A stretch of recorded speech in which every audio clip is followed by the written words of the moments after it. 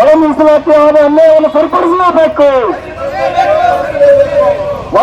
ಬೇಕೇ ಬೇಕು, ಬೇಕೇ ಬೇಕು.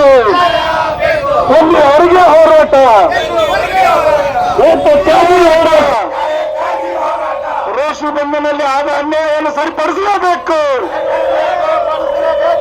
ಒಳಗೆ ಮೀಸಲಾತಿಯೊಂದಿಗೆ ಅನ್ಯಾಯ ಮಾಡುತ್ತಿರುವ ರಾಜ್ಯ ಸರ್ಕಾರಕ್ಕೆ ಮಾನ್ಯರೇ, ಇವತ್ತಿನ ನಮ್ಮ ರಾಜ್ಯ ಸರ್ಕಾರ ನಮಗೆ ಸಮುದಾಯಕ್ಕೆ ಎಬಿಸಿಯ ವರ್ಗವಲಯ ಒಂದು ಮೂಲಕ ನಮಗೆ ಅನ್ಯಾಯ ಮಾಡ್ತದೆ. ಅದಕ್ಕೆ ನಾಳೆ ನಮ್ಮ ಚಳವಳಿ ವಲಯ ಸಮುದಾಯದ ಮುಖಂಡರು ಇದರಲ್ಲಿ ಭಾಗವಹಿಸಿ ಒಕ್ಕಲಿನ ಸರ್ಕಾರಕ್ಕೆ ಒಂದು ನಮಗೆ ಎಚ್ಚರಿಕೆ ಕೊಡಬೇಕಾಗಿದೆ. ಸುಮಾರು ಕರ್ನಾಟಕ ರಾಜ್ಯದಲ್ಲಿ ಇಲ್ಲಿವರೆಗೆ 560 ಕೀ ಪಶುವೈದ್ಯರು ಕೂಡ ಅದರಲ್ಲಿ ಶೇಕಡ 12.25% ಎಡ ಸಮುದಾಯಕ್ಕೆ ಕೊಟ್ಟಿದ್ದಾರೆ. ಅದೇ ರೀತಿ ಈಗ 21 ನಮ್ಮ ಸಮುದಾಯಕ್ಕೆ ಪೋಸ್ಟ್ ಕೊಡುವುದರ ಮೂಲಕ ಗೌರವ ಅನ್ಯಾಯ ಒದಗಿದೆ. ಅದಕ್ಕಾಗಿ ಸರ್ಕಾರಕ್ಕೆ ಇವತ್ತಿನ ಇದೊಂದು ಆರಂಭವಾಗಿದೆ, ಇದು ಎಚ್ಚರಿಕೆ ಕೊಡವಾಗಿದೆ. ತರಾತುಲ್ಯ ಮಾಡಿದ ಕಾರ್ಯಕ್ರಮಕ್ಕೆ ಇನ್ನೂ ನಮ್ಮ ಉಗ್ರ ಹೋರಾಟ ಮಾಡ್ತೇವೆ. ಒಂದು ವೇಳೆ ಸರ್ಕಾರ ನಮ್ಮ ಸಮುದಾಯದ 99% ಪಡೆದು ನಮಗಿವತ್ತ ಮೋಸ ಮಾಡ್ತಾ ಇದೆ. ಅದಕ್ಕಾಗಿ ಇವತ್ತಿನ ನಾವು ಆರಂಭದಲ್ಲಿ ನಮ್ಗ ಸಣ್ಣ ಪ್ರಮಾಣ ಆಗಿರ್ಬೋದು, ಇದು ಸರ್ಕಾರಕ್ಕೆ ದೊಡ್ಡ ಎಚ್ಚರಿಕೆ ಕೂಡ ಆಗಿದೆ.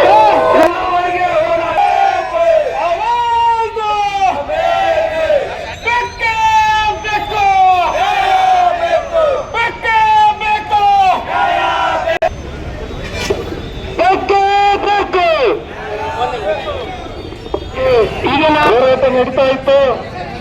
ಆ ಕಾರಣಕ್ಕಾಗಿ ಏನು ರಾಜ್ಯದಲ್ಲಿರ್ತಕ್ಕಂಥ ಸರ್ಕಾರ ತರಾತುರಿಯಲ್ಲಿ ನಾಗಮೋಹನ್ ದಾಸ್ ಅಂತಕ್ಕಂಥ ನಿವೃತ್ತ ನ್ಯಾಯಾಧೀಶರನ್ನು ನೇಮಕ ಮಾಡಿ ಒಳ ಮೀಸಲಾತಿಗೆ ಅದು ತರಾತುರಿಯಲ್ಲಿ ಅಂಕಿಅಂಶ ದತ್ತಾಂಶ ಯಾವುದನ್ನೇ ಇಲ್ಲದೇ ತರಾತುರಿಯನ್ನು ಜಾರಿ ತರಬೇಕಂತೇಳಿ ಮುಂದಾಗಿತ್ತು.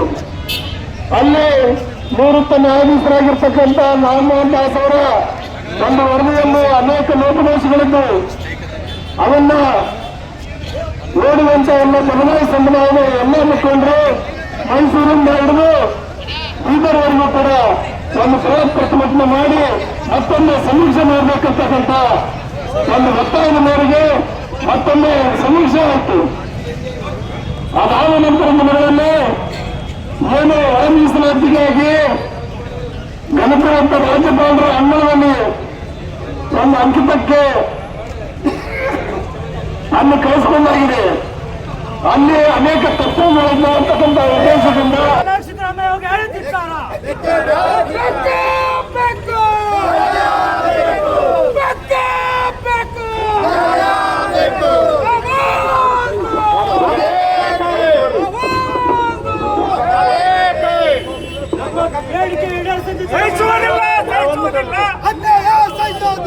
ಸಹಿಸುವುದಿಲ್ಲ